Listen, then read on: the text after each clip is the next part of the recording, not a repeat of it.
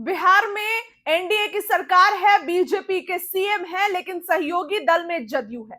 और जदयू के लिए कब बीजेपी के तेवर बदल जाएं, ये कहना अब जो है वो कभी भी हो सकता है, क्योंकि बीजेपी अब बहुमत के बहुत आगे है। तो जदयू के सांसद की जरूरत अब बीजेपी को रही नहीं है।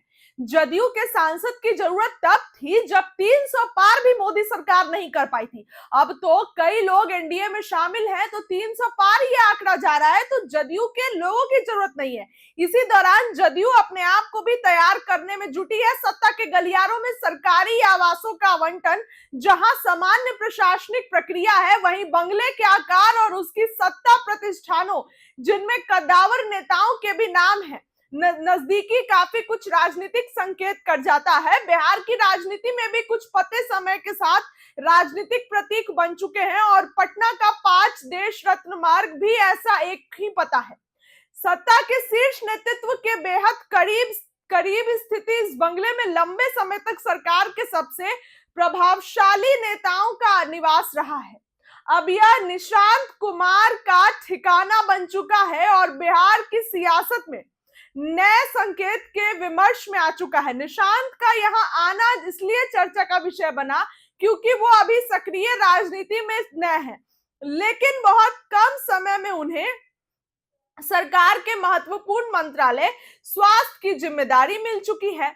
दरअसल बिहार के स्वास्थ्य मंत्री निशांत कुमार का 5 देश रत्न मार्ग स्थित सरकारी आवास में गृह प्रवेश महज एक प्रशासनिक औपचारिकता नहीं माना जा रहा है। यह वही बंगला है जहां कभी मुख्यमंत्री रहते नीतीश कुमार का राजनीतिक ठिकाना हुआ करता था, और बाद के वर्षों में सम्राट चौधरी, तेजस्वी यादव और सुशील मोदी जैसे प्रभावशाली नेता भी रह चुके हैं। ऐसे में निशांत का इस बंगले में शिफ्ट होना बिहार की राजनीति में उनकी बढ़ती भूमिका और जदयू के भीतर उनके बढ़ते महत्व को लेकर नई चर्चाओं को जन्म दे रहा है। बता दें कि निशांत कुमार ने मंत्री बनने के बाद 53 दिन बाद अपने नए सरकारी आवास में प्रवेश किया है।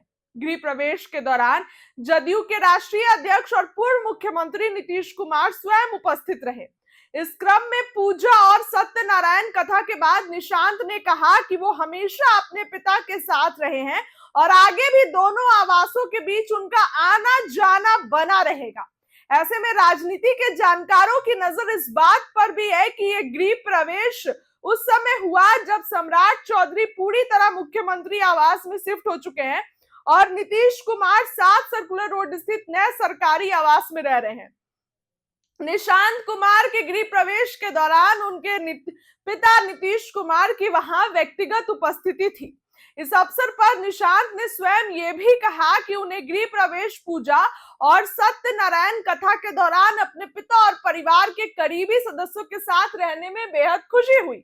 उन्होंने ये भी साफ किया कि वो हमेशा अपने पिता के साथ रहे हैं और अब भी पिता के नए आवास और अपने सरकारी बंगले के बीच लगातार आते जाते रहेंगे।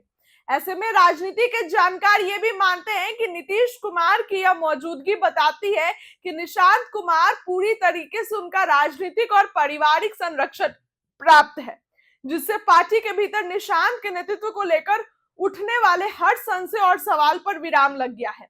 दरअसल निशांत कुमार का राजनीतिक सफर भी सामान्य नहीं रहा। निशांत के डिप्टी सीएम बनने की चर्चा थी, लेकिन निशांत स्वास्थ्य मंत्री बने और अब नीतीश कुमार से लगातार जो है वो निशांत कोऑर्डिनेट करेंगे। बिहार की राजनीति में सरकारी आवास कई बार राजनीतिक संघर्ष और शक्ति संतुलन का प्रतीक रहे हैं। तेजस्वी यादव और दिवंगत सुनील कुमार मोदी के बीच 5 देश रत्न मार्ग को लेकर हुआ विवाद इसका सबसे बड़ा चर्चित उदाहरण है। उस समय यह मामला अदालत तक पहुंचा था और लंबे समय तक राजनीतिक बहस का विषय बना रहा। यही कारण है कि जब इस बंगले में निशांत कुमार की एंट्री हुई तो राजनीतिक गलियारों में इसकी चर्चा केवल आवास बदलने तक सीमित नहीं रही। फिलहाल इतना तय है कि जदयू में निशांत की राजनीतिक मौजूदगी पहले की तुलना में कहीं अधिक मजबूत दिखाई दे रही है। आने वाले समय में पार्टी संगठन और सरकार में उन्हें कितनी बड़ी भूमिका मिलती है वो तय करेगा कि ये केवल एक सरकारी आवास का बदलाव था या जदयू की नई राजनीतिक दिशा का शुरुआती संकेत। बहुत बहुत धन्यवाद।